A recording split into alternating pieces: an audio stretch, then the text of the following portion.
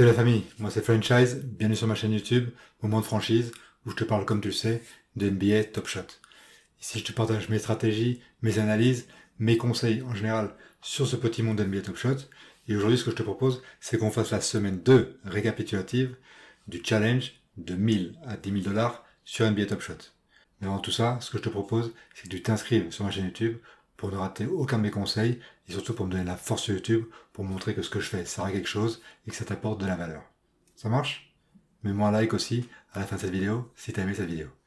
Bref, aujourd'hui, le challenge, la deuxième semaine de mon challenge, donc 1000 à 10 000 dollars sur NBA Top Shot. Qu'est-ce que j'ai fait? Ce que j'ai vendu, ce que j'ai acheté? On va voir tout ça. Je te dis tout de suite, il y a des trucs que j'essaie de faire que j'ai pas réussi, ça n'a pas super bien marché. Bref, on va voir ça ensemble en détail.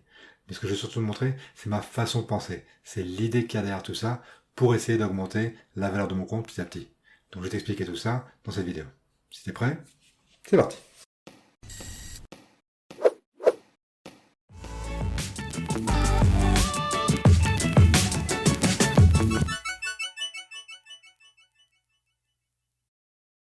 Donc c'est parti. On est sur mon écran, comme d'habitude, c'est là où je vais te montrer tout ce que j'ai fait pour ce challenge de 1000 à 10 000 dollars sur NBA Top Shot.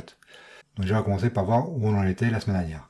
La semaine dernière, il nous restait 87 dollars sur notre compte Dapper pour investir dans les pack drops et dans d'autres moments autres que ceux qu'on a déjà. Je te rappelle qu'on avait acheté un pack, le running back, avec une Tina Charles du pack running back. On avait acheté d'autres filles de running back. On avait pas mal de moments. Et notre compte était passé de 1000 à 1419 dollars de valeur au 28 septembre de la semaine dernière. Donc je te rappelle que ma stratégie, c'était d'attendre les pack drops et de profiter des pack drops. Donc cette semaine, il y a eu un pack drop, la deuxième vague de moment Best of 2021 des filles. Donc moi, j'ai eu un problème avec le pack drop. Qu'est-ce qui s'est passé? J'ai fait la queue, j'étais éligible, j'étais numéro 28 000 et quelques. Quand c'était mon tour, j'allais acheter le pack, je l'ai acheté, ça m'a envoyé sur Dapper. Sur Dapper, ils m'ont demandé mon identification, je me suis identifié, mais au moment de l'identification, il y a eu une erreur. Du coup, ils m'ont demandé de retourner en arrière, je suis retourné en arrière, je me suis identifié encore, et cette fois, je suis allé sur mon Dapper, mais il n'y avait plus d'option du tout d'acheter le pack.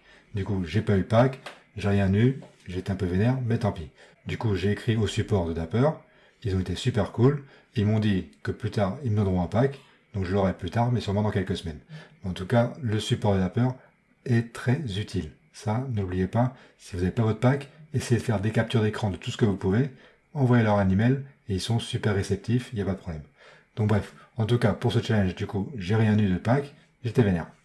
En plus, encore vénère, après le pack, j'ai essayé d'acheter un moment, il y a pas mal de moments pas chers des filles, du coup moi je me suis concentré sur un seul moment, attends, je vais te le montrer d'ailleurs. Regarde, je me suis concentré sur ce moment-là qui est tombé, Michaela Onianware. Pourquoi? Parce que franchement, pour dire la vérité, les filles, la plupart, je les connais pas. Donc je me suis dit que je vais me concentrer sur les rookies, parce que les rookies ont plus de valeur, parce qu'en plus d'avoir un badge du NBA Top Shot début, ils ont d'autres badges de rookies. Mais en plus, j'ai repéré cette rookie-là, qui est la seule rookie dans toutes les filles du Best of 2021 à avoir 4 badges. 3 badges de rookie, c'est-à-dire que non seulement c'est son année rookie, mais en plus c'est un moment de son premier match de WNBA. Donc c'était la seule. Donc je me suis dit, avec la rareté, une fille rare comme ça, forcément prendra plus de valeur que les autres à l'avenir. Du coup, j'ai essayé de l'acheter entre 20 et 30 dollars. J'ai essayé de l'acheter plusieurs fois les gens sont passés devant, j'ai pas réussi à l'avoir. Jusqu'au moment où, encore une fois, j'ai essayé de l'acheter. Cette fois, il y a eu un bug avec le système, ça a mis un message d'erreur, et qu'est-ce qui s'est passé? NBA Top Shot, la plateforme, a pensé que j'avais acheté au moment, donc ils ont mis le cooldown, ils m'ont bloqué mes achats pendant une demi-heure. Du coup, j'étais bloqué, je pouvais rien acheter d'autre pendant ce temps-là, et du coup, j'ai dû attendre. Donc effectivement, quand il y a cette erreur-là, c'est un bug dont ils sont au courant, mais qu'ils n'ont pas encore réglé. Donc tout ce que tu as à faire, c'est essayer d'attendre. Donc effectivement, t'attends pas pendant une demi-heure, ça a duré seulement 15 minutes, mais pendant 15 minutes, j'ai pas pu acheter. Au bout de 15 minutes, quand j'ai essayé de la racheter, elle était déjà passée à 40 dollars, et comme tu vois, elle est encore aujourd'hui à 42 dollars. Donc j'étais encore un peu vénère, et en plus pendant ce temps-là, j'ai perdu d'autres opportunités. Donc du coup, j'ai acheté qu'une seule chose hier, et c'est Awak Cuillère, c'est aussi une rookie, qui a seulement 2 badges rookie, plus le badge début NBA Top Shot, et qui était à 11 dollars. Je l'ai acheté à 11 dollars. Donc pourquoi je te raconte tout ça? En fait, c'est pour te dire qu'il y avait des opportunités hier. Quand il y a un pack drop, il y a toujours des opportunités. Maintenant, j'ai pas su en profiter, ou pas assez en tout cas. Donc du coup, j'ai pas réussi à me faire de l'argent, parce que j'ai pas eu de chance d'un côté. En plus, j'ai pas été assez rapide de l'autre, peut-être, je sais pas, mais j'ai pas réussi à en profiter assez. Donc ensuite, qu'est-ce que j'ai fait la semaine dernière? La semaine dernière, tu sais que je voulais vendre ces moments-là, les moments de base filles lors d'un showcase. Si elles étaient nécessaires pour un showcase, alors j'essaierai de les vendre à un prix plus cher. Et effectivement, il y a eu un showcase de filles. Par contre, c'est un showcase où il fallait 10 moments de filles, 10 moments de WNBA, n'importe lesquels. Du coup, seuls les moments les moins chers ont pris un peu de valeur. Donc j'ai vendu le moment qui pour moi était le moins cher, c'était Courtney Vandersloot. Je l'ai vendu à 19$. Du coup, j'ai gagné 2$ par rapport à sa valeur. C'est pas grand chose, mais c'est déjà ça. En plus, ça me fait un peu d'argent en plus pour pouvoir diversifier mon portefeuille. Parce que tu sais que c'est ça mon but. Je veux pas avoir que des filles dans mon portefeuille, je veux avoir des hommes aussi. Du coup, j'essaye de vendre ces filles à un bon prix pour acheter des hommes. Donc voilà, la diversification est toujours bonne, parce que quand les filles vont perdre de la valeur, ce qui risque de se passer quand la saison homme va commencer, du coup, j'aurai des hommes aussi qui, eux, prendront de la valeur. Du coup, tout s'équilibrera. Et du coup, j'ai acheté plusieurs moments des garçons, de la NBA. Pas grand chose, juste 3 moments vraiment pas chers. Parce qu'à mon avis, ce qui va prendre de la valeur le plus rapidement, ce sera les moments à 4, 5, 6$, les vraiment pas chers, les sets de base à 35, 40 000. Comme je te dis, quand la série 3 va arriver, les moments de base de la série 3 vont arriver. À mon avis, forcément, les moments de la série 2 vont prendre de la valeur. Du coup, qu'est-ce que j'ai acheté? J'ai acheté 3 moments. J'ai acheté Ben Simmons à 4$, Paul George à 4$ et Ja Morant à 7$. Pourquoi Paul George et Simmons? Tout simplement parce qu'ils étaient à 4$. Comme tu vois, Ben Simmons et Paul George, normalement, ils sont à 5$. C'est leur valeur actuelle. Seulement, j'ai attendu un petit peu et j'ai attendu qu'il y ait un moment qui apparaisse à 4$, qui me paraissait moins cher. Forcément, 1$ de moins, c'est pas mal. À ce niveau-là, à 5$ maintenant, ça fait 25% de plus. Du coup, j'ai acheté un moment à 4$ de Ben Simmons et un moment de Paul George à 4$. Et pourquoi Ja Morant? Ja Morant, tout simplement, parce que Ja Morant, c'est un de mes joueurs préférés en ce moment de NBA, mais en plus, ces moments, à mon avis, des séries de 40 000 et 35 000 sont super sous-évalués. Pourquoi?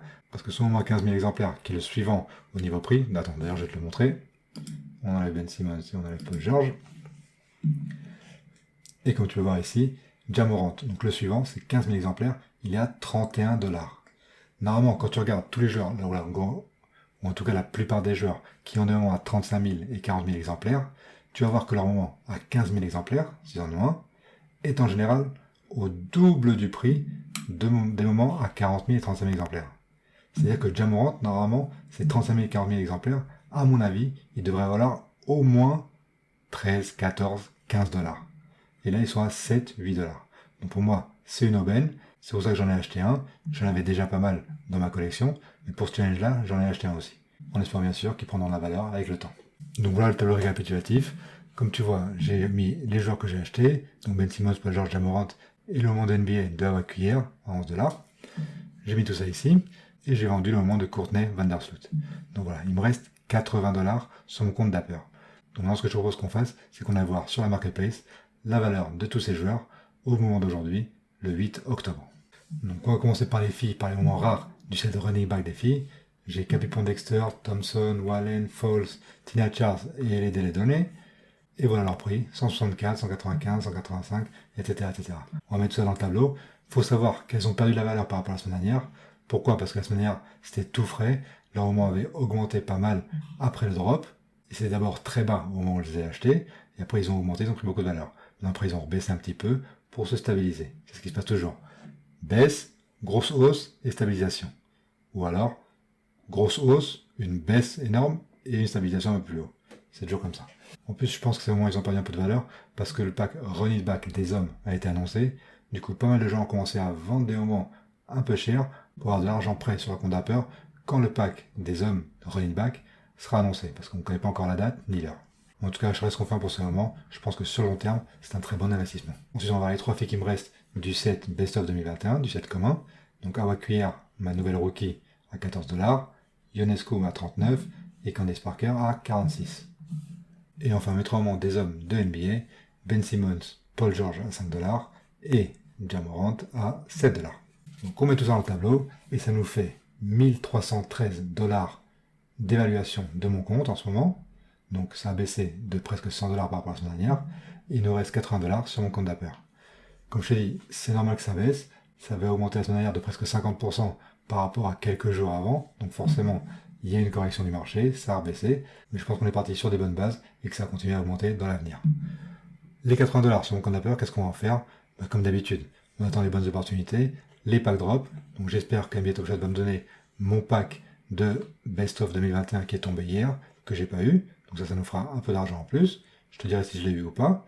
Et après, l'idée, comme d'habitude, c'est d'attendre les opportunités, comme je t'ai dit, et de diversifier un peu le portefeuille, d'avoir plus de moments de NBA, des hommes, parce que là, on a beaucoup de femmes. Donc on espère qu'il y ait des showcases, des challenges, où ces moments seront nécessaires, où je puisse en vendre quelques-uns de ces moments, pour acheter des moments des hommes, et donc avoir un portefeuille un peu plus diversifié.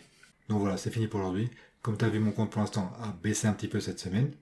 Mais je te dis franchement, c'est normal, je suis pas en panique. Pourquoi? Parce que les filles du running back, juste après le pack drop, ça fluctue beaucoup. Donc comme d'habitude, après le pack drop, qu'est-ce qui se passe? Les moments sont vraiment pas chers, les gens cherchent à les vendre au plus vite pour avoir des bénéfices rapides. Donc c'est là où je les ai achetés, pas cher. Après, les gens se rendent compte de ça, ils achètent en masse, ça augmente beaucoup. Et après une correction normale du marché, ça baisse un petit peu et ça stabilise. Donc là, je pense que c'est stabilisé plus ou moins. Je pense pas que ces moments perdent beaucoup de valeur dans les semaines à venir. Et je pense que sur le long terme, ils vont prendre de la valeur petit à petit.